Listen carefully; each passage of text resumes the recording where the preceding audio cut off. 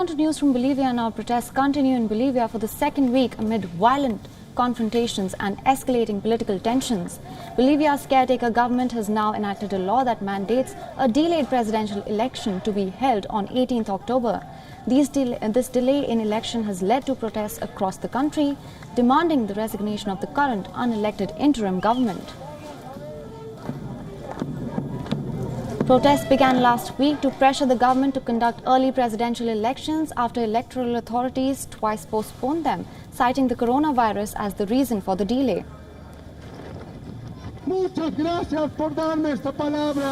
Bolivian government has now confirmed that the presidential elections will be held on 18th October despite calls for an earlier date.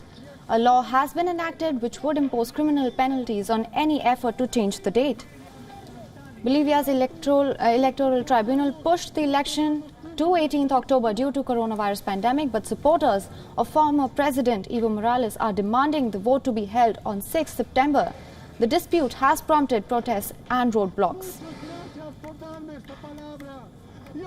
Seguiríamos aceptando que nos roben como hicieron con la cruel fascista.